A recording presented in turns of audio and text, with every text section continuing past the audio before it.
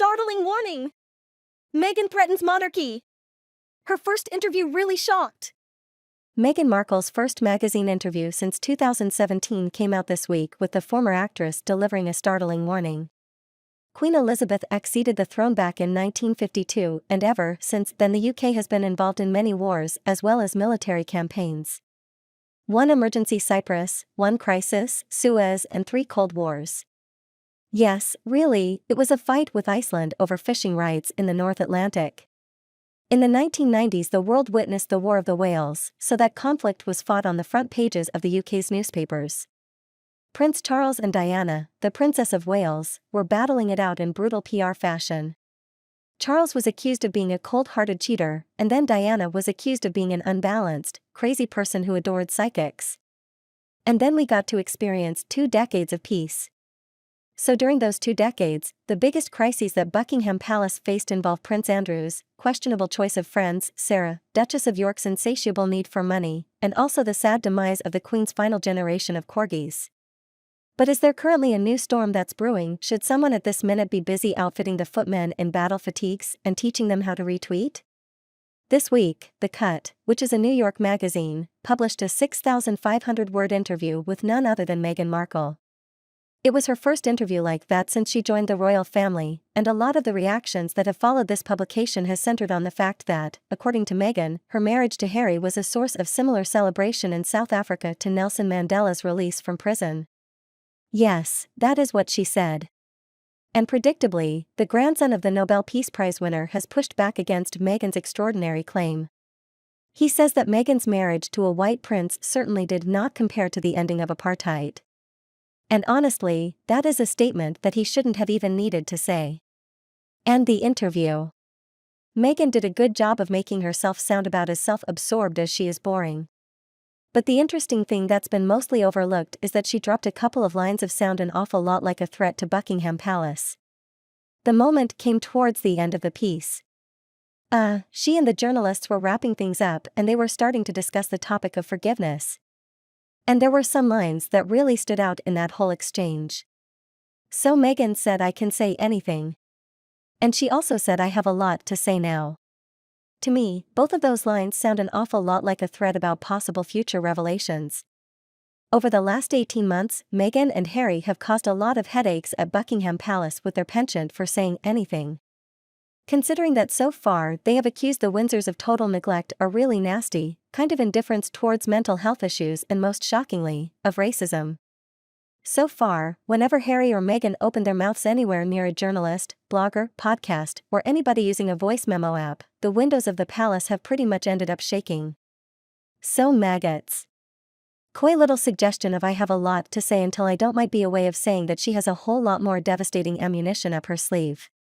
After all, we still have 10 episodes of that archetype series left hour upon hour, where Meghan can speak her truth as much as she wants. And if Meghan really does decide to launch more attacks against the royal family and disclose some embarrassing facts about palace life, it could be a sign of a serious escalation in the hostilities between Meghan and Harry and the rest of the family. For years now, Meghan and Harry have taken any opportunity. They had to take some cheap shots at the royal family, but it's mostly been isolated incidents. Meghan and Harry see a chance to get a few jabs in against the palace, and then they retreat back to their chicken coop in Montecito to see if any celebrities are willing to spend any time with them. But over the last 10 days, thanks to Meghan's podcast series and that interview, we have heard a whole lot more from her than we have in a long time, and she has not been shy about sharing her opinions regarding the royal family. In the first episode of the series, the former Suits star talked about having to continue on with their royal program during the tour of South Africa after a heater supposedly caught on fire in Archie's room. The message that Meghan tried very hard to get across in that whole story was of maternal love bravely going up against the cruel, implacable palace. And then the interview that she did with The Cut came the unsubstantiated allegations that some members of the British media had referred to her children as the N-word. And also we got to hear about the claim that if the Sussex family had actually stayed inside the royal tent, she'd never be able to do school pickup and drop off without it being a royal photo call with a press pen of 40 people snapping pictures. Now it's important to mention that this situation, as far as I know, has actually never occurred for 9-year-old future King George VII. So between the podcast and Harry's allegedly forthcoming memoir and their at-home docuseries all happening or going to happen pretty soon? How many more little digs might they try to make against the royal family? How many more stories are we gonna have to put up with about the mean men in grey who didn't appreciate Meghan's authentic self as well as her ability to transform the old, stuffy monarchy with nothing more than a Sharpie and some bananas? Speaking with Daily Beast, Duncan Larcombe, the former royal editor of the British tabloid, called The Sun. He was talking about the former actress's podcast, saying this was the opening salvo in Meghan's 12-week war. It has the potential to be even more damaging than the Oprah interview because it is Meghan, in her own words, on her own show, doing exactly what she wants, and the fact is she took the first opportunity to plunge the knife in. But just because Meghan and Harry might be preparing to unload about royal life with renewed vigor, it does not necessarily mean that their attacks are going to land with as much of an impact as they may have in the past. You see, there was a time when a new era of revelations coming from Meghan and Harry about the family may have had the title lot of them quaking in their shoes for quite a long while. The prospect of Harry and Meghan unleashed all those hurt feelings and all those bruised egos had to have been a nightmare for the Windsors. But over the last couple of years, a lot has changed, and Harry and Meghan keep on wheeling out the same old complaints, but it feels like the rest of the world has completely moved on.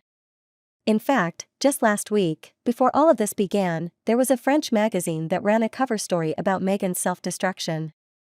And then in the Washington Post, columnist Alyssa Rosenberg wrote a piece called "To Succeed in Media, Meghan Markle Needs to Leave Royal Trauma Behind." Now, to a certain degree, Meghan and Harry do seem to be stuck in a real-life version of what a New Yorker critic dubbed the trauma plot. They're so obsessed with what led them to leave the UK that they really don't care about what they're going to do now that they're in the US. And then there's also the reaction of the global media to Meghan's cut interview. So one. And you, what do you think about Meghan Markle? Please tell me what you think below in the comments.